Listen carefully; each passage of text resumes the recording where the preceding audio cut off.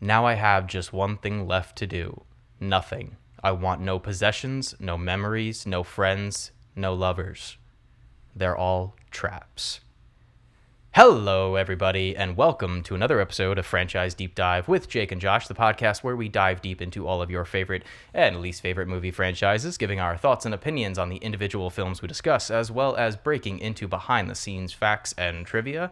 I'm Jake. And I'm Josh. And I swear, people, my sweater is blue. I don't know why it's coming up gray. If it looks gray to you guys, I don't know. I don't know, Josh. It's looking pretty gray to me. This is crazy. I mean, I see that it looks gray, but it's. I'm blue. I'm wearing blue. I don't know, but I thought that we were on the same page about dressing that thematically worse. for this. No, yeah, it makes it look even more gray and washed out. I had a blue flannel too that I actually could have put on, but I wanted to stick with my my choice here. All I'm gonna say is one of us committed, the other did not. That's all I'm gonna say. But either way, guys, we are moving on from October, the spooky season, and we thought, hey, what better way to follow up a beloved, well-known horror franchise like Evil Dead than three incredibly niche and obscure, very artsy French films. So we are breaking into and diving deep into the Three Colors trilogy, which is a trilogy of films released in a 2-year time span. The first film, Three Colors Blue, which we'll be talking about in this episode, came out in 1993, and then Three Colors White, the preceding film, and the third and final film in the trilogy, Three Colors Red, both came out in 1994. And it's a very interesting, very unique trilogy of films, especially compared to a lot of the franchises that we've talked about on this podcast thus far. But I'm very excited, and if you guys are returning viewers or if you're new, the way that we break things up is you will always at least get 2 to 4 episodes every 2 weeks. We used to kind of smash all of the films in a trilogy into one episode, or break up the franchises doing 2 to 3 movies per episode, sometimes 4. We talked about 4 Halloween Town movies in one episode back in the day. But we've shifted our format a little bit now, so you're going to be getting this episode on Tuesday. You'll be getting Three Colors White 2 days from now on Thursday, and you will be getting the final film, Three Colors Red, on either Saturday or Sunday of this week. So yeah, I think that is kind of all of the house cleaning we needed to get out of the way. And I feel like this is going to be an episode where specifically, well, this one and the next 2 films, there's going to be a lot less discussion about trivia and behind the scenes facts, and it is going to be more focused on the discussion about our feelings on the films, because I don't know about you, man, but I did as much research as I could on these movies, and there is just not a ton out there about the making of or any of that. Yeah, even I try to look at different spots for trivia and fun facts, but the main, IMDb even was pretty light on some of the trivia, and a lot of it was just that's not notable that much. So I only have a couple things written down, and I'm sure it might mirror some of what you got. So this is gonna be a very quick, quick fun fact section. The only one that really kind of stood out to me. Oh, I guess I should kind of set the foundation a little bit more for this specific film. I kind of gave a little bit of over-examination of the trilogy, and that we'll be talking about it and whatnot, but we are, of course, talking about Three Colors Blue, as, again, I have a blue shirt on. Josh, for some reason, went with gray. I could not find the budget for this movie, and I also could not find the budget for the other 2 films, as well as I think one of the interesting kind of behind-the-scenes facts about the Three Colors trilogy is that it was commissioned by France, I believe, and the director, Krzysztof Kozlowski. If I butchered that, I do apologize. They commissioned him to make 3 films, with each of them being a color of the French flag. So obviously, blue, white, and red. So I think that is very interesting. It's not a lot of times where a very artsy, very prolific filmmaker is given this kind of task to make 3 movies about, obviously representing the 3 colors of the flag and everything. And also in a very interesting way, it kind of led me down a road of wondering what it would look like if other countries did this. What if America, the American government, was trying to find an American filmmaker? Who would they choose? What would those 3 films look like? Would they be more overtly political, or would they be as varying in tone and style as the three French films that we ended up getting with Krzysztof Kozlowski. But either way, just to get a couple more things out of the way, it had a box office culmination of $1.5 million. So obviously we don't know the budget, so it's hard to tell whether or not it was profitable. Rotten Tomatoes score of 97% critics and a 93% from general audiences. So pretty well-reviewed movie. And let me just read off the IMDb synopsis, then we can get into any bits of trivia we have, and then move on to the discussion of the film. Pull it up. A woman struggles to find a way to live her life after the death of her husband and child. Very simple. Very tragic sounding. Very depressing way to describe a film. And I even texted Josh when I had started watching this, for this rewatch, because I didn't say it, but Three Colors Blue is the only film of the trilogy that I had seen. I'd watched it a couple months back. I didn't end up watching White or Red because at the moment I had watched Blue. I was like, this is so good. This will definitely be a trilogy that I'll want to talk about on the podcast. And I kind of want a fresher reaction to the other two. It would, offer a little bit of different perspective. But you hadn't seen any of these three films, correctly? No. Have you seen any of Kozlowski's? Yeah, no, me too. They've been on my watch list for so long. I remember seeing them in a video essay or mentioned in a video essay years ago. But have you seen any of Kozlowski's other films? Because these are the only three that I've seen. I have so many on my list, and I just this is my first time seeing any film from him. So I'm excited to watch the other ones. Like I really want to see a bunch, but yeah, no, they're very dense. I think. Oh, yeah. So no, I think I have 3 or 4 of his other movies on my Letterboxd watch list. So definitely, especially after watching the Three Colors trilogy, very excited to kind of get into his other works and explore that filmography. But before we get into our discussion, again, very light on trivia and behind the scenes facts. But the one that had kind of stood out to me was that there's one specific scene in the film from a visual standpoint that has stood out to me since the first time I watched it a couple months back. It kind of stood out to me again. And so it was just interesting reading how they got it, but I'll try to read it verbatim. That way I don't mess anything up. But the cinematographer, I'll definitely butcher this name, Slawomir Iziak, described an unusual technique he used to shoot the scene where the blue light glare appears superimposed over Juliette Binoche's character. It was apparently achieved by wrapping the camera in blue gels, opening its rear, and flashing lights directly at the film negative. So I just thought that was like a cool little kind of cinematography thing that I had read upon to explain how they got one of the most visually iconic moments from the film, if you could call it that. But not sure what you read about the film that stood out to you. What for trivia? Yeah, I don't know if you came across anything that. All right, I'll get my 2 light ones out of the way. These are probably not even worth talking about, but this is the only one set in France in the trilogy.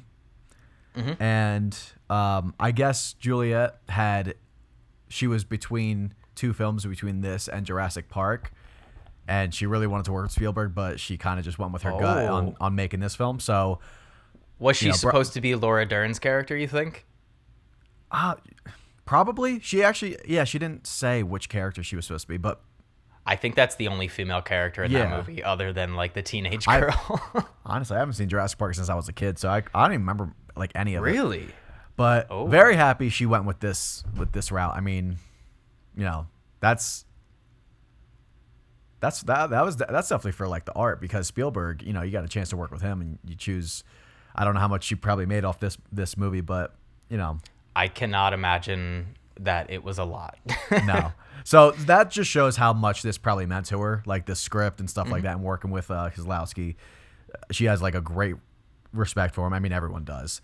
But I don't know if you read about the scene where she scrapes her hand against the wall. No, but it's like one of my favorite scenes in the movie. Yeah. So I was like really curious how they got it. When I was watching it, I was like, I have a feeling that that's just real. Like she just did that. And apparently they were working with like a prosthetic hand, but Yeah, it yeah, looked yeah. very obvious. So she was like, it's, this is an important part of the movie. I'm just gonna like run my hand across the wall. So that's all real. It's real blood. Her hand didn't fully heal. Jeez. It took over a year for her hand to fully heal from that. It's so crazy because while I was watching that scene, were those your only two? Because I think that's That's actually it. like a great Yeah. segue into the film. There's so much to talk about with this movie. We're gonna try to keep it in like a concise, condensed format, but forgive us if it's a little all over the place. But yeah, that's one I of know I'm gonna be.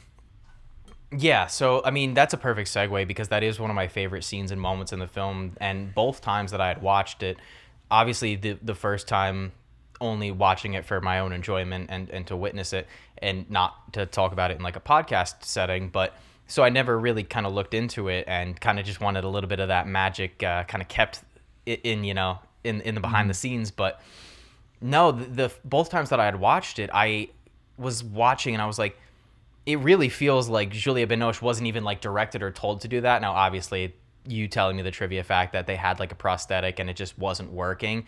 I thought it was almost just like an improv moment for her as an actress because it did feel so real. It felt so in the moment. And I guess knowing now that it was like a real act and it wasn't like a prop or anything or a prosthetic, it looked so real and so I know. convincing, like the blood and the wound, that I was like, it's either some of the best special effects I've ever seen, even though it's a very like simple thing.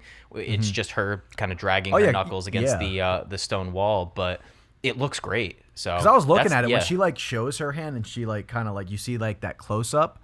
I was like, those look like real scrapes. Like I see the skin like coming off. I was like, that has to Yeah. be real. So good for her. I'm very happy. I love when like I mean that looks painful, but like just doing things just for the Yeah. the art and having it be as real as possible. This I mean that and that's a very very like tough scene to watch because that's just a very natural thing. I think like maybe not that specifically, but just like kind of feeling something like that, like causing yourself those like moments of pain, just like when you're just you can't get something out of your head and you just like you just take it out on yourself kind of thing. It's a lot of just like heartbreaking stuff in this movie. Obviously with the plot you're gonna get that, but dude, her performance, man, is just I love watching her on screen. It's like just the subtlety she brings and how powerful I feel from her like in every scene. And it's not even just like outwardly like her crying, it's just those like just reading her face and she just has this like blank look. Sometimes you get these like different emotions within like one shot from her. There's like obviously like the end shot is just really good. Like she just like she's able to just like move like her facial muscles like very very slightly to just like get those glimpses of different emotions where it's like there might be like just a sigh of relief or just she just has this overwhelming grief with like in her head that she can't like get rid of. But that along just with visually, I mean these movies are praised in like every regard and the visual is like a big thing for these movies. I think I don't want to like talk too much about the other films, but this might be my favorite use of color that they have in the trilogy. Maybe because I just like I get a little bit like I get a lot of satisfaction from like that pool scene. It's so vibrant, and I love that Kieslowski. It never feels intrusive. It feels very organic with how he uses these objects to shine blue light in the scene. That that little what is that from her daughter, the beads that are hanging like the blue beads that are just that are using dangling. that to cast like the blue light across the scene, just like things like that is just it makes it very, I don't know, just it feels a lot more authentic that way. So I have It's a bunch of really notes just like cool throughout because, to like like, talk about things I liked with that.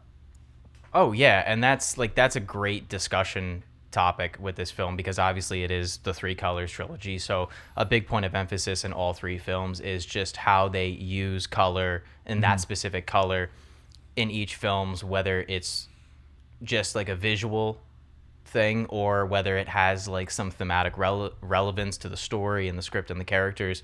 And it is interesting in each of the films, again, not to talk about all three, as you know, we're kind of just sticking to the first one here, Blue, but in all three of the films it is just such a fascinating exploration of how is Kieslowski going to use that given color in the film, how is he going to implement it. And I love in Blue, I would also agree with you, I love this one probably the most, and I'll go on record to go off your earlier point about Juliette Binoche, who plays Julie in the film.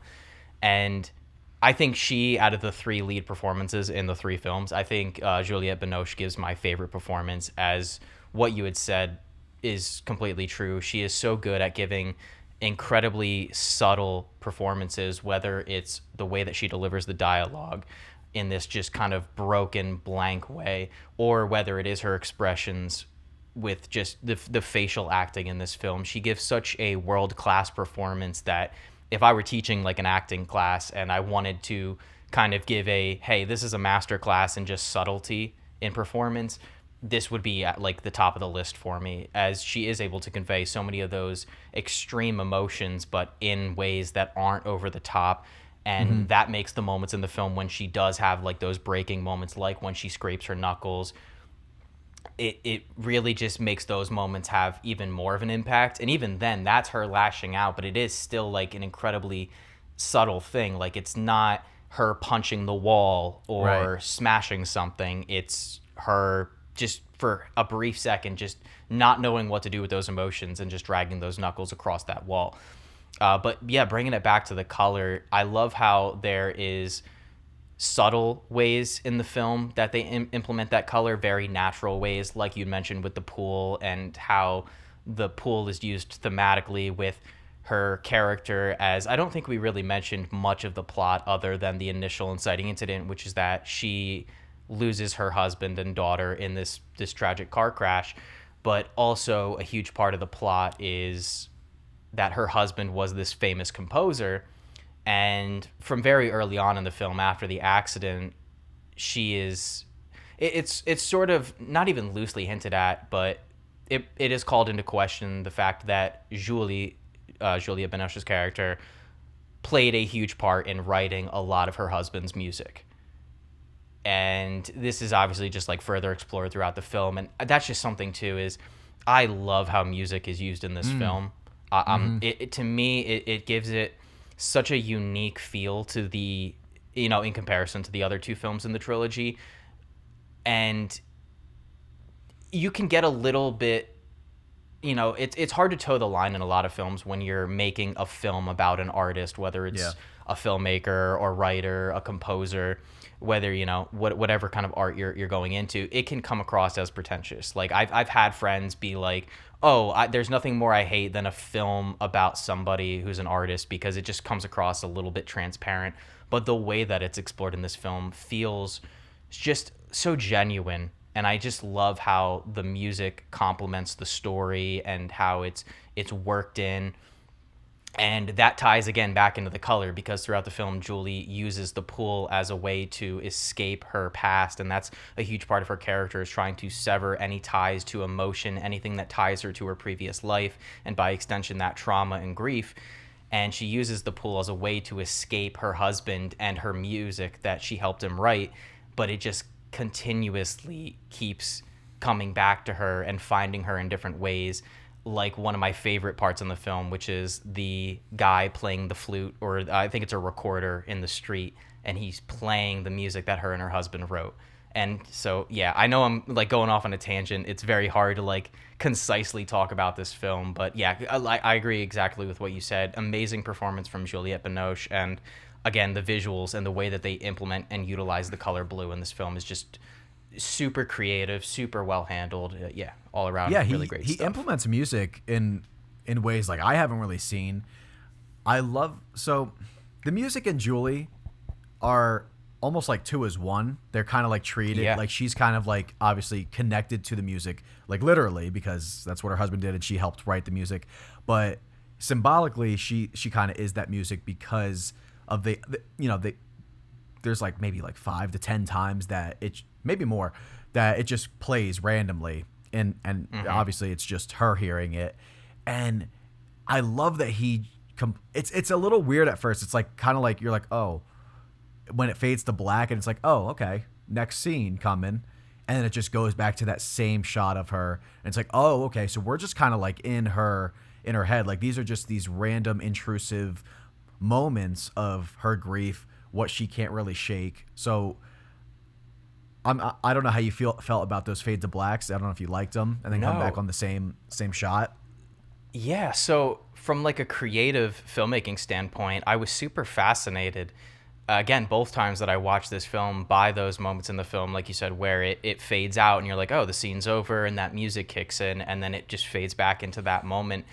And I was trying to wrap my brain around it. I even wrote in my notes, ask Josh what he thinks about those fade to blacks and fade back in. I didn't know how I felt about it at first. At first, I was like, again, from like a filmmaking standpoint, I was super fascinated by it because I don't think I've ever really seen fades used in that sort of creative capacity, but also from just like a thematic standpoint. So I did do a little research into it. I'm not sure if you got a chance to see what Kieslowski himself had said about those fades, if you had read that at all. Or so Kieslowski himself has said that those fades in the film are, again, very kind of tied to Julie's character in the film, where she's always trying to run away and escape her past and her trauma and just cut ties with essentially human connection and emotion, and very similar to the way that the music in her life keeps coming back to her and she can't escape it. Those fades in the film are moments in the film where time passes on the surface, but Kieslowski said it's also moments in the film where Julie's character, time almost seems to stand still. And they are at like incredibly emotional points in the film. The first usage, at least the one that I remember the most, is when the young kid, or he looks young, I don't know if he's a kid, he looks like late teens, early 20s, but the person who stumbled upon the car crash where Julie lost her husband and daughter, he finds this necklace and he tries to return it to her. And this is where one of the fates happens in the movie, but he asks her, he's like, do you want the necklace back? And she says, she says no immediately. And then it does that fade and the music kicks in and then it fades back to her. And just all in that sequence, that scene combined with something that we will go on to see in the other Three Colors films, but the old person trying to throw away the glass bottle and recycle. And it'll have its different place in each of these films, but in this film specifically, it almost feels like a dream to Julie. She closes her eyes as she hears that street dweller play her husband's music on the recorder, and she closes her eyes and she kind of has this almost dreamlike moment of this older woman recycling. And I'm not sure, like, we'll try to keep it to just this film, Three Colors Blue, but I'm like really curious what your takeaway is with the old person having trouble recycling the bottle. Because that one, to me, I've been the most confused about on like a thematic symbolic level.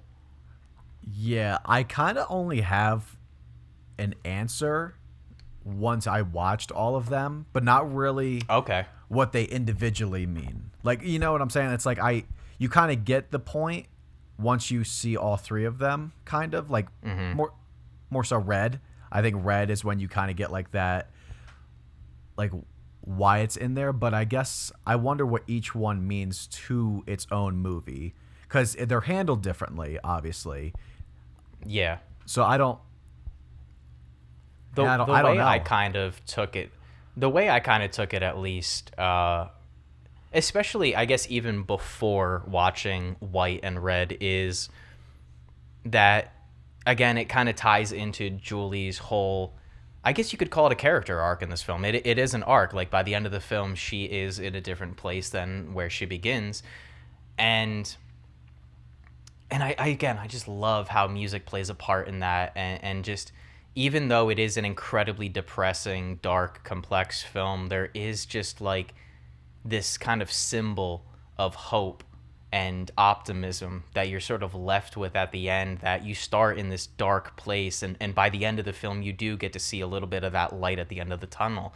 And because it happens in a moment where, again, Julie is trying so hard to detach herself from not just her past life and not just all of these things that are reminding her of her old life, but she is truly at her wit's end and just trying to detach from literally everything and anything, not just old things, but new things.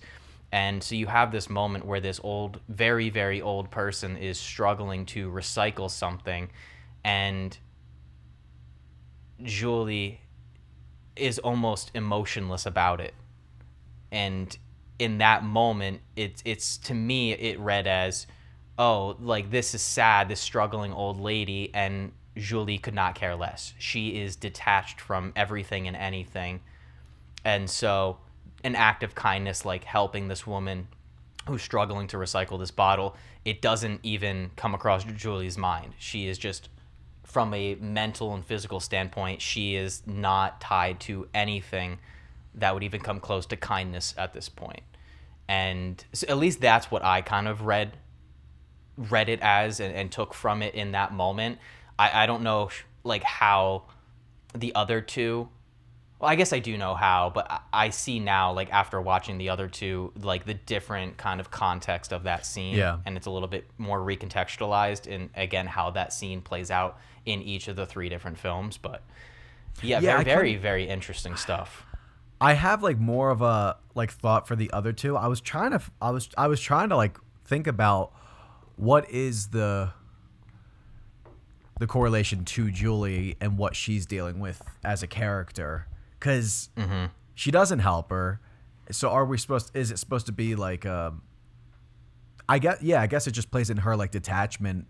What she's like so, you know, insistent on doing with her life is just like ignore everything, just remove yourself completely from even someone that might need help. Yeah, I don't know. Did it bother you that the bottle just stayed there? It didn't go in. It like kind of unsettled me. Like it didn't I know. bother me. I was There was something I was like, oh, it's so close to going in. unsettling about it. Yeah. Not even like an issue, just like so close, just so close. Yeah. But I want to talk about, in my opinion, one of the most masterfully crafted and directed sequences in a film that I have ever seen. And I'm almost like mad at myself that I somehow didn't recall it the first time I had watched it. Maybe when I was watching it that first time, I just had looked down or was just preoccupied mentally with something else. But this time around, it just rung as just unbelievably impressive from every technical and creative aspect. But it is the sequence in which Julie and Olivier, who we haven't really talked about much, but Olivier is a man who was very close to her husband and had, obviously, we get through the events in the film, has always admired Julie and knows that she was a huge part of writing her husband's music. They even sleep together after her husband has passed away in that accident, and it's kind of Julie's last act of being a part of life. She makes love to Olivier after her entire house has been cleared out of furniture. The only thing that remains is a mattress. She sleeps with Olivier, and then the next day tells him that she is essentially disappearing from his life, everybody she knows. She is just essentially going to be a ghost. But towards the end of the film, Olivier has decided that he is going to finish her husband's last score for this. I think it's like a musical. Like her husband was composing this musical, and originally Julie wanted it to end and felt like nobody had the right to finish it, but Olivier was able to get like a copy of what had already been accomplished from it, and he starts working on it. And he is able to convince Julie to accompany him in finishing the composition.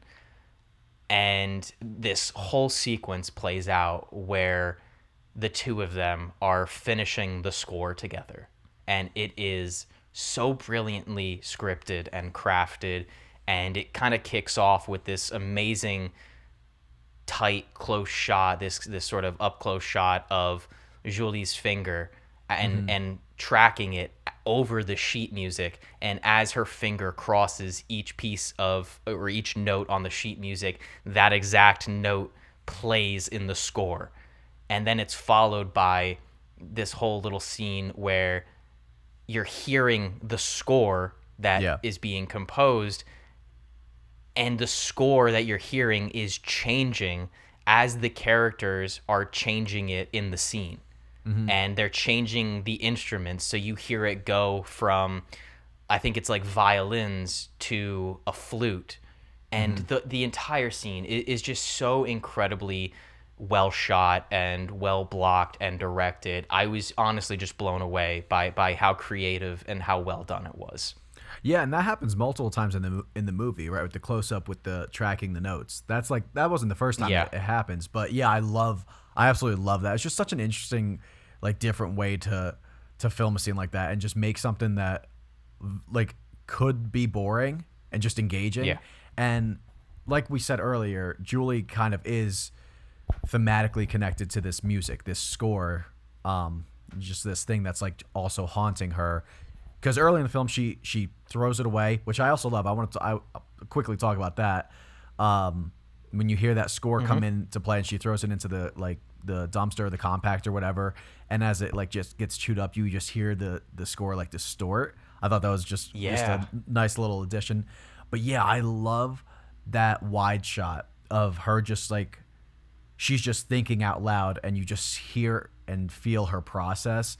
And it starts with like, you hear this like very loud, engulfing score, and she's like, she says less dramatic, take out like the percussion or something like that, and it's like violin, and then the score just happens again, just with violin. She's like, now make it with flutes or something like that, and she's just like, I don't know, it's so engaging, and you just hear the music getting better, and you trace that to just like, she's kind of like growing and just almost getting better, just like the music is like, she's writing again, and we're hearing this score develop, and as we're seeing her develop and kind of climb back out of her shell. We didn't actually talk about what each color symbolizes, I guess, in terms of the flag, which I guess we should have done in the beginning. Yeah, but yeah. Sorry, guys. There's so much to talk about, but yeah, the main theme of the blue part of the flag is liberty. So that is what Kieslowski explores throughout this. Because at first I didn't know that about the flag, didn't really connect it to it just being like the French flag. So I was like, oh, blue, grief. And I wanted to talk about that. Why I love this color so much is because blue is like the complex color. It's like, isn't it like the only color that means contradicting things? It either means like serenity and calmness and like peace, or sadness, and that's the battle throughout Julie's journey, is plagued by that grief, but you get those serene scenes where it's like there is like this meditative feel in the movie, and you see her kind of like giving into that, but then that same issue with that other part of the color is just invading her mind. And it's just, it's I can't wait to rewatch it again, because you just like, this guy just puts so much humanity into his characters, his script, his like visually. It's like there's so much to pick apart from this movie. But did you like I liked the blur out too, that it just like blurred the shot and it stayed on it, and we're just hearing everything happening also. The end scene. Yeah, the ending scene is absolutely gorgeous and beautiful. I love how it kind of just moves through all of these different characters who throughout the film Julie has impacted and her actions have affected. I love the young kid now wearing the necklace, the one who tried to return it to her, and he kind of just grabs onto it, and the stripper who Julie, all Julie does is just show up when that woman needs her. That's it. That's all it takes. And I again, like you had just brought up the humanity in this, and I love that you brought up the sort of dichotomy of the color blue and how it does represent kind of a sadness, but there is also a little bit of a hopeful calmness to that color as well. And I think the film very intentionally plays into both of those sides of that color, whether it is through the tone or just the emotions that it plays with. And Yeah. it does so extremely well. And it kind of lends to this idea, and we'll talk about the other two films obviously in the next two episodes, but Roger Ebert, back when this film came out, called this film anti-tragedy. And I think that's such an interesting way to frame the events of this film and how the character arc for Julie kind of plays out, because it does start on that spectrum of that color that is that sadness, that is that grief that is associated with the color blue. That's the place Julie starts in. I mean, within the first 5 to 10 minutes of the film, and we didn't really highlight it, and trigger warning for anybody who has dealt with any form of self-harm or has experienced any form of suicide in their life, but the character of Julie tries to commit suicide at the hospital. She awakens to learning that her husband and daughter, her 5-year-old daughter, have died, and she survived, and she sneaks out to swallow a bunch of pills, and she can't bring herself to do it. And it's an incredibly heartbreaking and tragic way to start the film, not just losing her loved ones, but wanting to take her own life. And so it does start in such a tragic place, but by the end of the film, you see how just these little actions that Julie has done has affected all of these people in positive ways. And now you're in a place of this kind of serenity and optimism.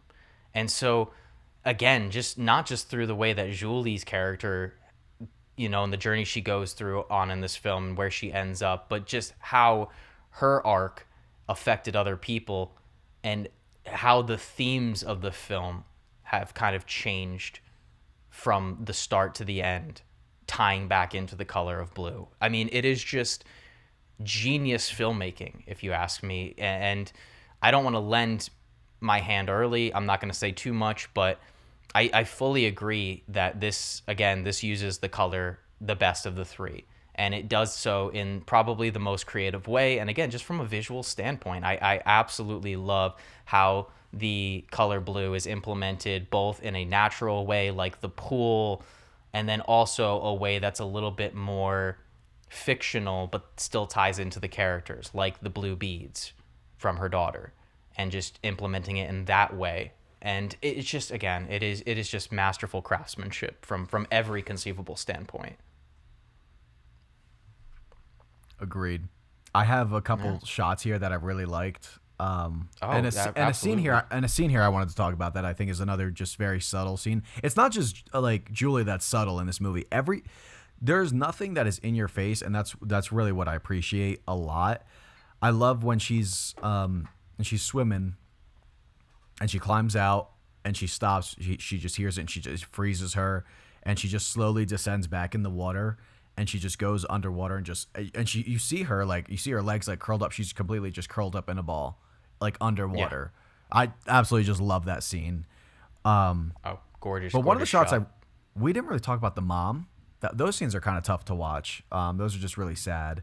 But I love when I think it's the first time we see her mom sitting there, and it's just like a tracking shot in her house, and you see the pictures, and it lands on just like a very old family picture, and then it does like a rack focus to see the mom just sitting on the couch through the reflection. There's a lot of reflection stuff in these movies, and then Julie just walks in the frame like looking at her through the window. That was just like a visually like pleasing scene that I liked a lot. To go off of that, one of my notes was that I love how much they shoot through objects in this film. Yeah. One of the earliest shots before even the car crash is you see Julie's 5-year-old daughter through the windshield of the car.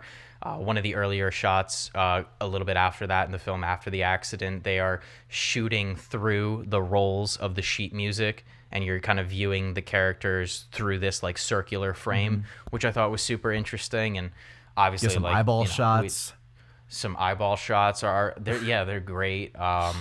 again, there's so many just unique framing choices in this movie, and we talked about it a little bit, but aside from the music, but you had kind of said a little bit earlier you loved how when she throws away the sheet music, it distorts the music, but just the sound design in this film in general is just so crisp, and the soundscape they use just feels so layered that anytime you're in an environment, you just feel there's like an odd coziness to this film, and I guess by extension the entire trilogy. But again, because of the way they use blue in this film, there's such like a coziness to this entire film. The way I love the way it looks, like not just the framing and the actual camera movements, but just like the film stock they used. There's just something really warm and kind about that 90s, early 90s film stock in this film. And again, just like the colors that they use outside of even blue, it's just a very like aesthetically pleasing movie all around. Like even outside of like the really creative use of colors, there's just something like,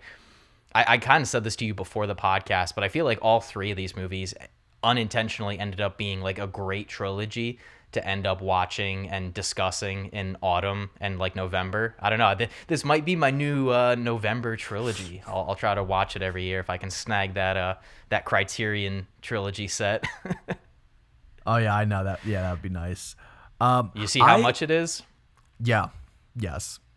Well, big old $100. Get it on sale. Get it 50% off. It'd be 50. I think that might be my next flash sale purchase. Yeah.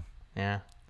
I know what you mean about the coziness. I really feel the coziness in Red a lot. That one feels the most like autumny to me, I think. It did. And I guess you could kind of make the argument that White feels a little more like December, January-esque, but I don't know. There was like a nice like fall feel to this movie for me. Maybe it was just the aesthetic. It's been kind of cool recently here where I live, and so like I had my window open. There was like a breeze blowing through. Oh, that's nice. It was like a really great like watching experience and setup. But and one shot scene, that I did want. I was just gonna say I absolutely love. I'm a big haze guy.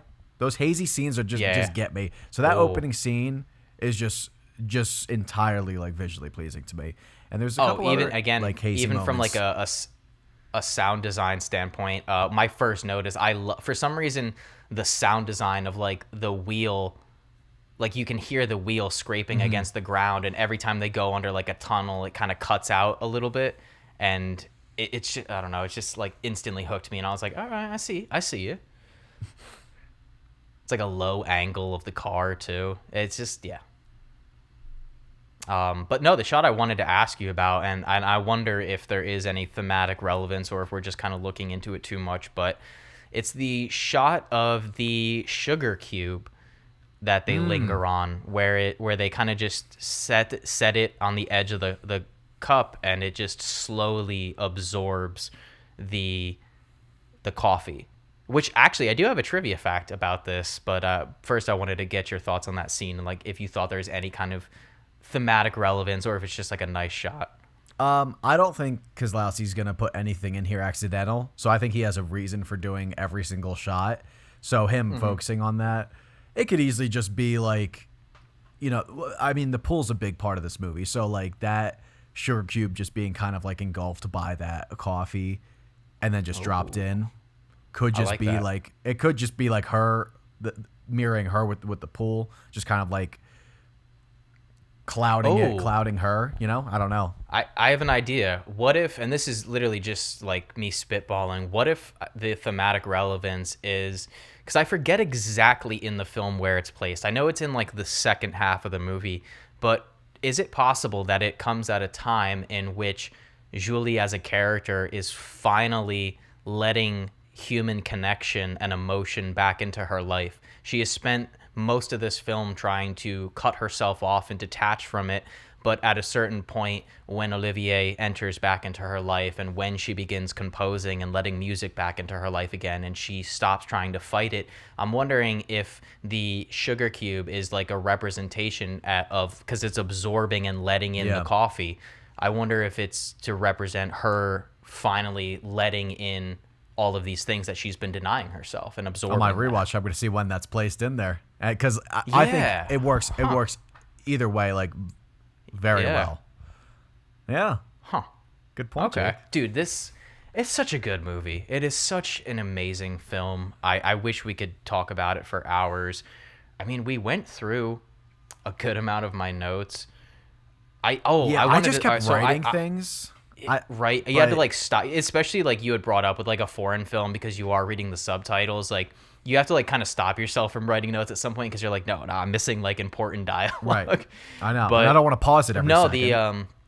no, exactly. But I did wanna get your thoughts on this because to me, it was one of the most striking image, I guess, juxtapositions in the film. But it is her speech to her mother that she has, where she's talking to her mother, who I don't know. We mentioned her. I don't know if we said it, but her mother has Alzheimer's, so she constantly forgets who Julie is, and she keeps mistaking her for somebody else.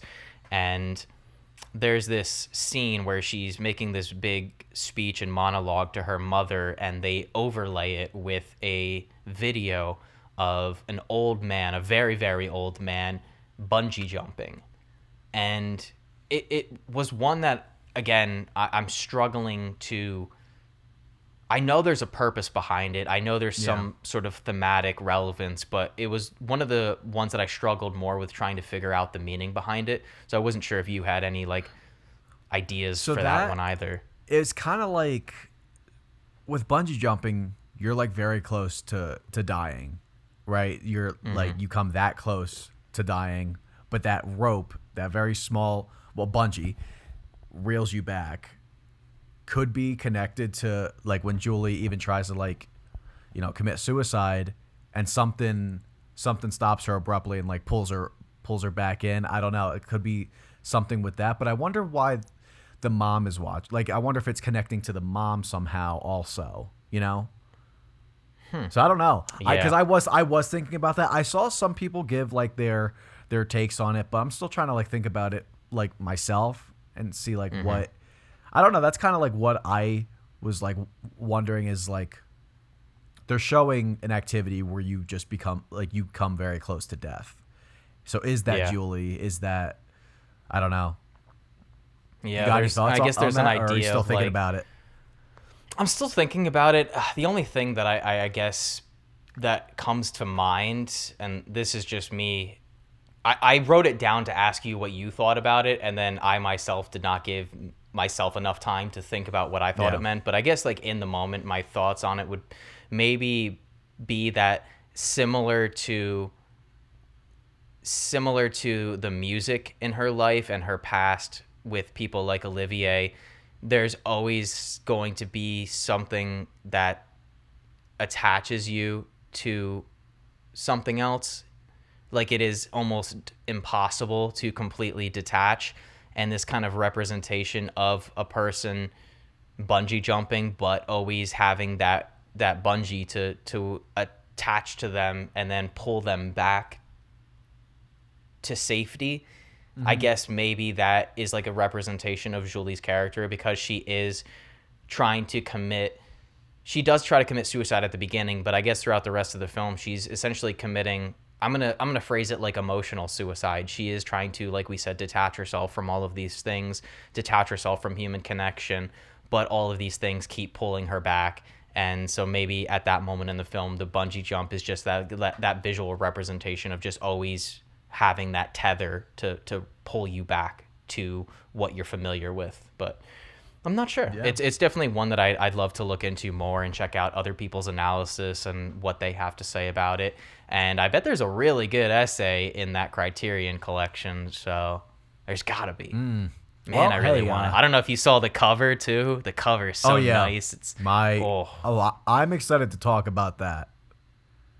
Yeah. All right. Because Well, like that'll play in later on. I don't know about you. I mean, we could sit here and and talk all day about it, but this episode is not gonna be like it's not. We're not meant to be given answers because there's so many interpretations you could get from different things, different details in this movie. So we could keep talking, spitballing like different things. This movie calls for that. It calls for like hours of discussion, which obviously we don't have that. oh, absolutely. Time, so I'll be honest though, out of all of our discussions, I think this has got to be one of my favorites that we've had. I feel like this was like a pretty good back and forth, just sharing ideas and like what we took from the film, but also just, as the kids say, glazing this movie for a lot of its technical achievements. Again, I told Jake it it is was just super going to be well one shot. big glaze fest. One big glaze fest. Again, we highlighted Juliette Binoche's performance, but all around, I thought the cast did a fantastic job.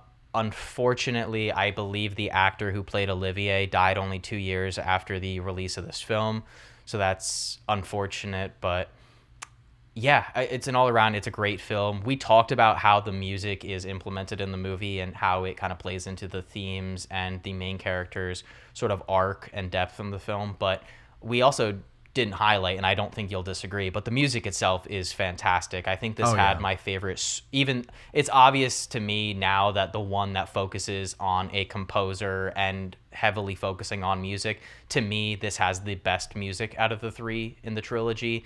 Not that the other two have bad scores by any metrics. They are fantastic, and I will probably be listening to them in my spare time. But to me, Three Colors Blue just it had everything. It had great music. It had great themes. It had a great character study. It had just so much good subtext and so much that I'll be thinking about for days after and chewing on and mulling over in my head. But yeah, I don't know about you, but I'm ready to get into scores unless there's more for us to discuss or you had any other kind of closing thoughts on the film. But I am all set to go into scores. And to the Bungie comment, I mean, it was important enough for that to be one of the covers too.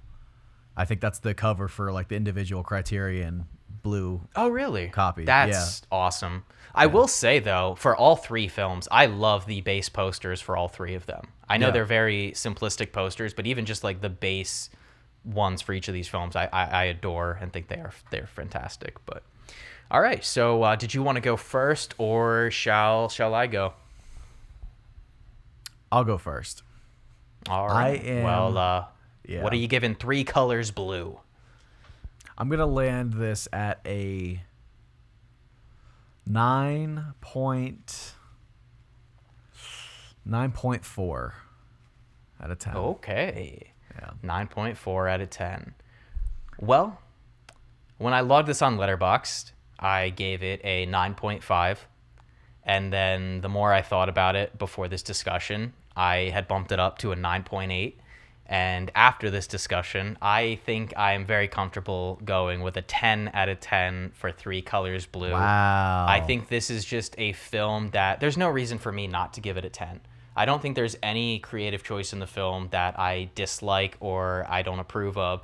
There's not a moment where I feel uninvested. I am so hooked from the opening shot to the closing sequence. It is a film that I can only see enjoying more and more as I watch it as I get older, and how the themes and I guess an underlying message of the film will mean more to me as I get older. So I'm just going to give it a 10 now and save myself having to correct it again in the future. So 10 out of 10, baby. Yeah.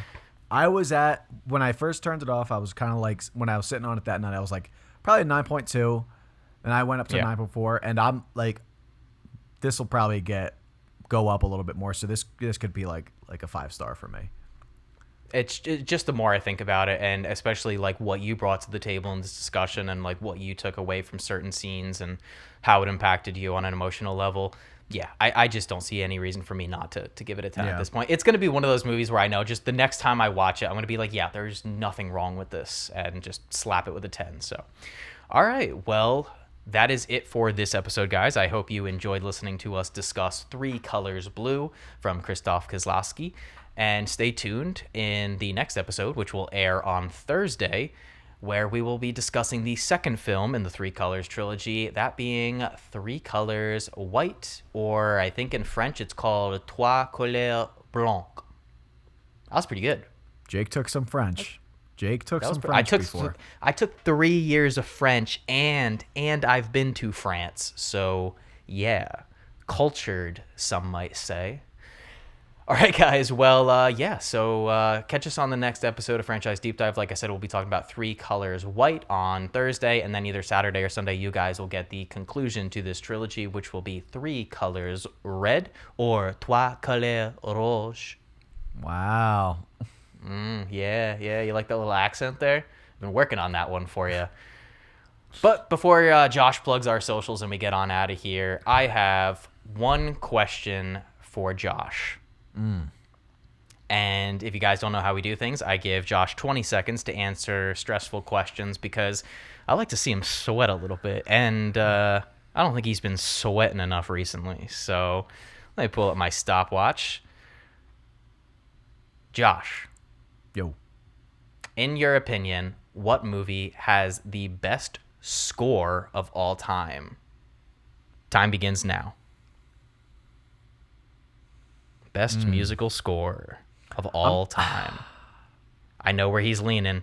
No, Jake has no idea. I'm going to go with I do. Howard Shore's Lord of the Rings.